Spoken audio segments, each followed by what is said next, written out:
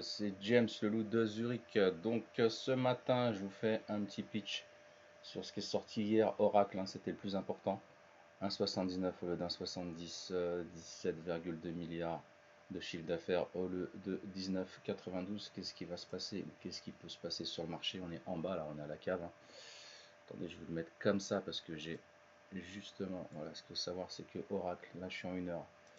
Donc c'est pas intéressant, mais regardez Oracle ce que ça a fait, hein. Voilà, on est sur Oracle, hein.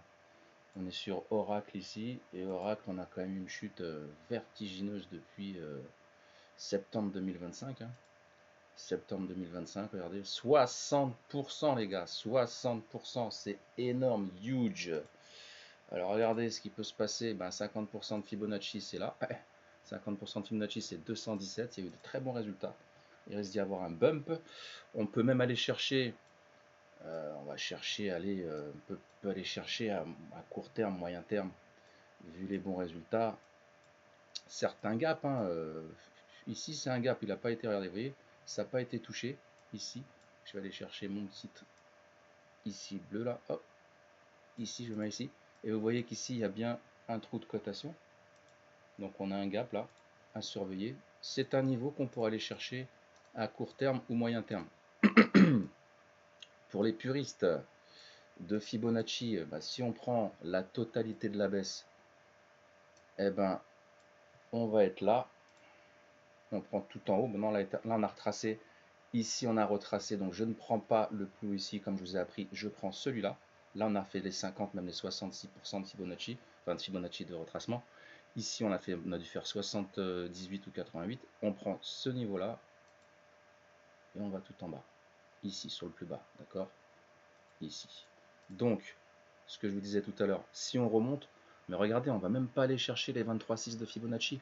Donc il y a de fortes probabilités que le marché remonte sur les 171, voire les 179. Les 27,2 aussi, c'est un très bon chiffre qu'on fait très souvent. Donc je tracerai les zones suivantes. Ici, c'est de l'impro, hein, c'est totalement de l'improvisation. Je vous fais ça comme ça parce que Oracle, c'est important, c'est pas une petite société, hein, ça peut faire bouger justement les marchés au niveau de la tech. Bordure, on va les enlever, hop, on va mettre arrière-plan, hop, ici, voilà, c'est de l'impro. Les prochains niveaux, bah, ça serait plutôt les 38,2, voire les 0,5 de Fibonacci, on va se mettre là, on se fait un petit rectangle tranquille ici, on s'aligne, ça c'est mes petits réflexes du bâtiment, on s'aligne ici, hop, on enlève ça, hop, retirer, voilà. Voilà, donc pour moi, Oracle, selon l'analyse technique, voilà ce qu'on peut faire parce qu'on a quand même eu 60% les gars, 60% de baisse, c'est énorme. Je vous le remets ici, hein, c'est 60%. 60% c'est, les gars, c'est les soldes, hein. C'est pas une petite société, hein.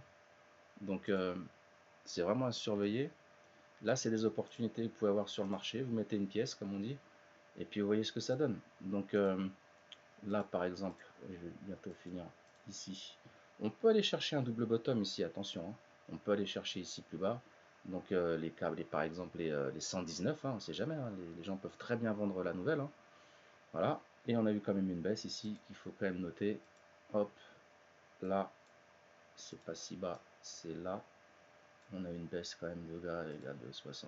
Voilà. Voilà, donc faites attention sur les marchés. N'oubliez pas, trader comporte des risques. Plus de 75% des traders perdent en bourse. Et vous êtes responsable de vos trades. C'était le loup de Zurich. Paka paka.